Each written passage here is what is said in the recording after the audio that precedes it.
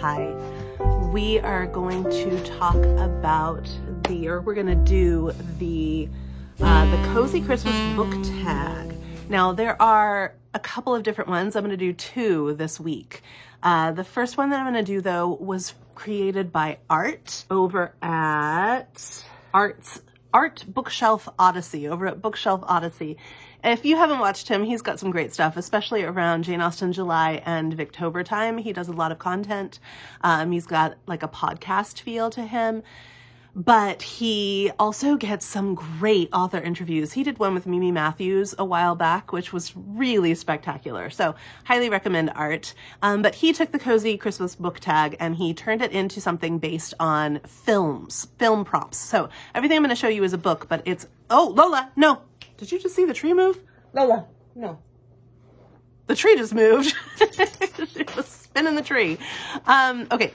Anyway, he took the prompts and attached them to films. So we're going to do Art's Cozy Christmas book tag first. The first one, there are 12. The first one is The Santa Claus. So the movie, The Santa Claus. I'm sorry if you hear paper. Lola is ripping up some packaging. The Santa Claus. Recommend a book about family. So the first book that I'm going to recommend, and I've tried very hard to not recommend things that I've already recommended frequently this year or during December already. So there is, I think, one overlap, but we'll see. So The Santa Claus. Recommend a book about family. I read this one this year, The Paradise Problem by Christina Lauren. Now, this is a romance, but it's a romance where the problems come specifically because of family. The main guy, what's his name? Liam Weston is from a very dysfunctional family, and Liam and Anna have a marriage of convenience. They never speak to each other. They never see each other. She thinks that they have divorced at the end of this marriage of convenience, but they actually haven't. And he has to go to a destination wedding on an island, stuck with his family, and he needs his wife that they think he has to come with him. So he shows up on her doorstep saying, hey, remember me? We're married. You're my wife. I need you to come with me for X amount of days and really pretend to be my wife. Of course, they fall in love. This is steamy. This is a steamy book. You can read around those parts, but the actual story and what this story has to say about family and about personal autonomy and about loyalty and about parent-children relationships is just so very, very wonderful. Well worth the read, even if you do not prefer spice in your books. This is so well written. Read around the spice if you need to. Highly recommend this book. It is ultimately just a story about family.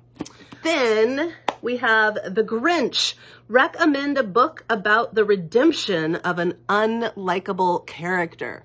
Now, I am not going to say that this character is necessarily redeemed, but you are made to better understand this character from history, from biblical story in this book. This is Sue Monk Kidd's The Book of Longings. This is the story of Jesus's wife. Her name in this book is Anna, or Anna, A-N-A. It's her story. Jesus is a secondary character in this. He's not the focus, but she has a stepbrother named Judas. So he is not a main character either. She is the main character of this book. This is her story.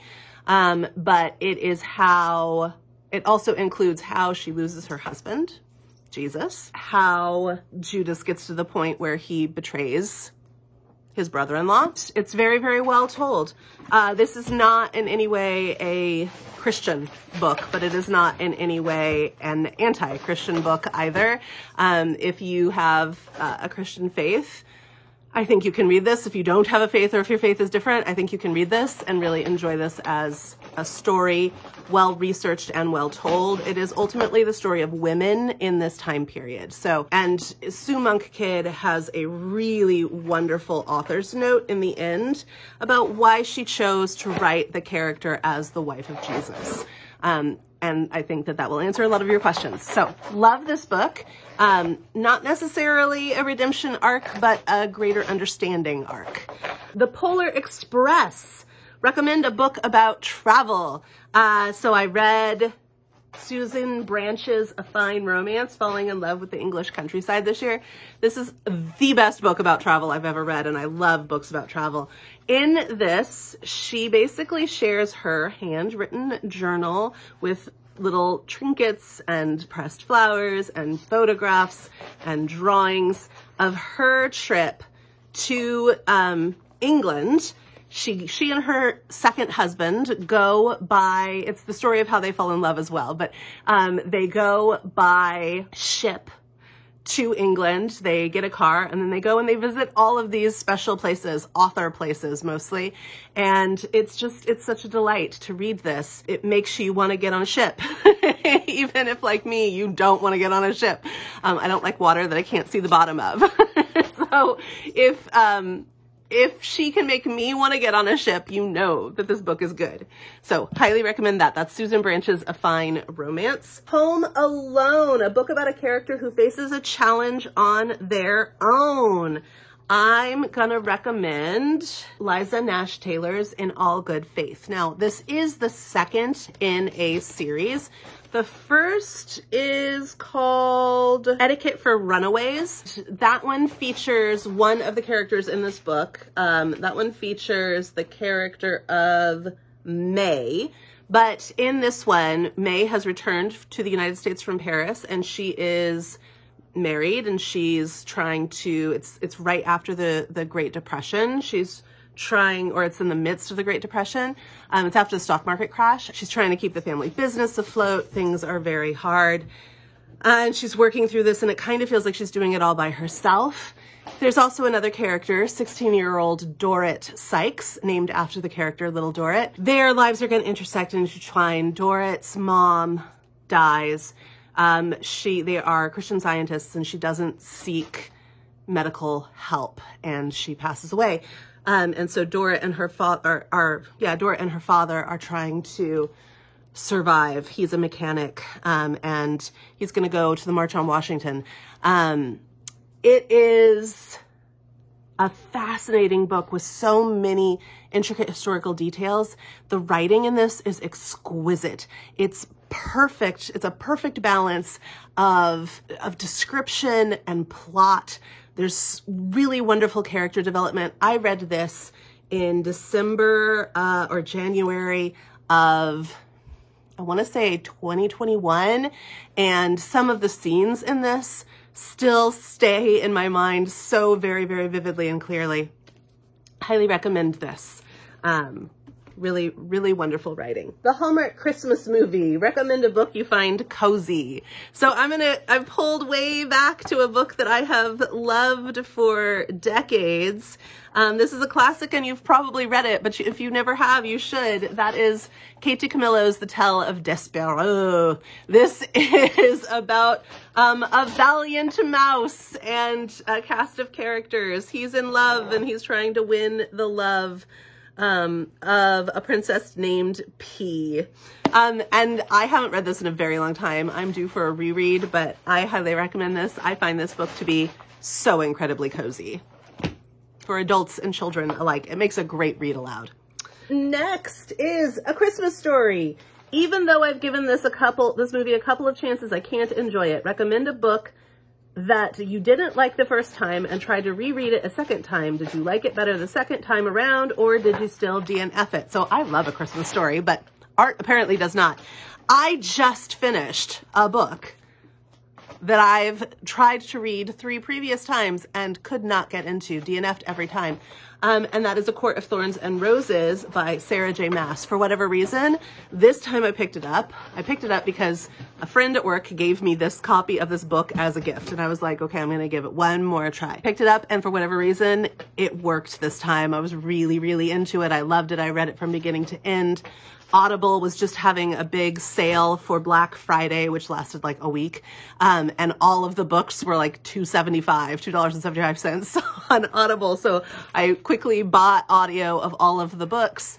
I don't own any more of the physical copies, but I'll probably track down some used copies of them on Pango or something. And I'm going to continue this series because this book got me. Now there is weird pacing in this book.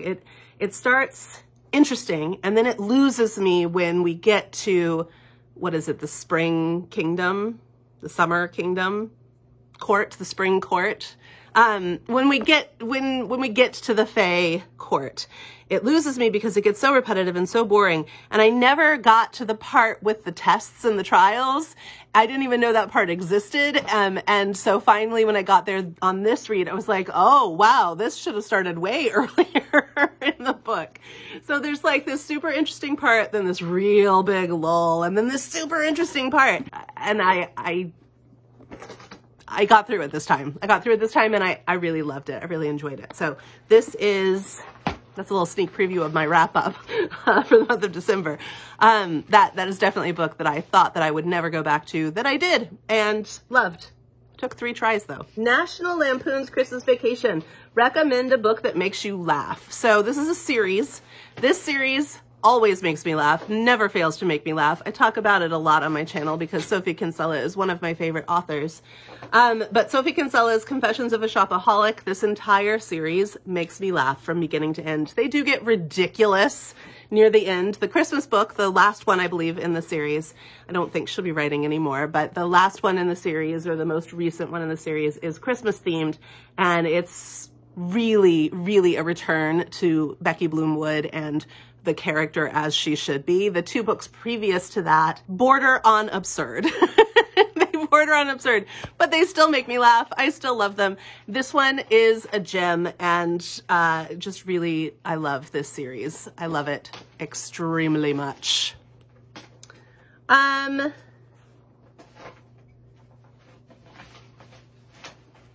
Number 8, A Miracle on 34th Street. Since I like the remake better than the original, recommend a book that is a retelling of a classic, or since the film is about belief, recommend a book about faith in something. I actually like the original better than the remake. Art and I do not agree on movies, apparently, Christmas movies, and that's okay. But I went with the faith aspect of this, and I am going to talk about the Book of Margery Kempe, which is on my favorite reads of the year list. There's a little hint about favorite reads of the year. That video is coming out next week, so keep your eyes open for that one. It's a long one because I read a lot of really great books this year. Not, I don't think, as long as last year, but really great books this year. And this is on there. And I've realized when I read this, I was like, wow, this is such a bizarre story. Like, this is one of the first autobiographies ever to have been recorded down, and it is by this woman named Margery Kempe, who believes that she basically marries Jesus. She goes on all of these pilgrimages. She has visions. She challenges the male dominant society of the time, not because she wants to challenge male dominant society, but because she believes she's guided to. She believes she's married to Jesus, and she just has all of these really kind of wild beliefs and experiences, and she records them here in this series of autobiographical sketches and journal entries. And she was just a woman. She married, she had children. She tries to convert her husband to her belief system when it comes to her, because it comes to her a little later in life. She tries to have several businesses, like she tries to have a beer business, but it goes under. And like she's living life in the Middle Ages. She's just living life. And then she starts having these visions and seeing these little dust mote spirits, and just all sorts of things start happening. And she would rather be considered crazy for her belief system than deny her belief system and the experiences that she's having. And they're recorded here, and it's pretty amazing. She's got a really interesting voice as well. Very medieval, but also like really a compelling voice as a writer. And yeah, she's an interesting character. Whole book is about faith. It's very rare for me to recommend something like this or to have something like this on a favorite reads of the year. I may read and appreciate it, but it doesn't necessarily feel like a favorite read, just like an edifying read. This one is a favorite read. It's a favorite. So I do recommend Margery Kempe, the book of Margery Kempe. Number 9, It's a Wonderful Life. Recommend a book that you have reread, especially if it's been more than twice. Do you like rereading books, or why not? I love rereading books. I reread so many books. In fact, there have been months this year where it seems like I've only read 8 or 9 books in total, because that's what I shared with you, because everything else I read was rereading at that time. And I don't always share my rereads. There are some books that I reread a lot. I really, really like to reread stories that are capturing my heart or my imagination, or are giving me some kind of guidance through their plot or their character. I really, really enjoy rereading, and I do it a ton. Sometimes I share a reread. Sometimes I haven't had a reread in a long time, or it's a book that I haven't mentioned on my channel very much. Sometimes it's a book that I have mentioned a lot, like Jane Eyre, that I love to reread, that I reread a lot, that I talk about a lot, but a book that I think that other people would also benefit from either reading for the first time or rereading. And so there are a lot of books that I talk about that I reread, and there are a lot of books that I don't talk about that I reread. I did mention rereading this one. This isn't a wrap-up from this year. This is a book that I have reread multiple times. This is Sylvia Townsend Warner's Lolly Willows. Fun fact, this was the very first original Book of the Month book choice, and you can still get a copy of it from Book of the Month. This is not the copy I have. I really like this copy. I like this Penguin Classic Edition. You can see that I've got lots of tabs. This book is just full of all sorts of absurd little bits of wisdom. This is the story of a middle-aged woman in turn-of-the-century England, maybe more like 1910s, 1920s England, and she wants a life of her own. She is the spinster aunt, and therefore she receives nothing, but she gives everything. And she's treated a little bit like a child, but she is a woman with her own mind, her own skills, her own desires, her own dreams, and her brother or brother-in-law treats her like a little bit like a child and a little bit like a servant. And she decides that she's done with that. And so she buys a little house in a country village and sells her soul to the devil and starts to live her own life. Now, of course, in the book, she really does sell her soul to the devil. They have some heart-to-hearts, and she has her moments of rejecting that and of embracing that.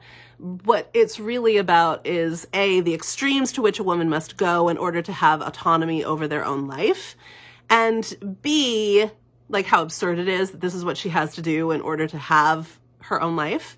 And B, it's about coming to terms with the fact that you as a human being can have desire. That desire is not necessarily a negative thing, and that living a life in which you sometimes please yourself can actually be quite healthy and normal. And when I say please herself, like one of the things she does is she buys some flowers, and she gets a lot of flack for buying flowers, but they pleased her, so she bought them. Or going and living in a village instead of living at her brother's house and taking care of her nieces and nephews. Or having a little romance, even though she's an older single woman. Or just things like that. Choosing how she'll spend her time and who she'll spend her time with on her own. So don't be put off by the whole devil thing.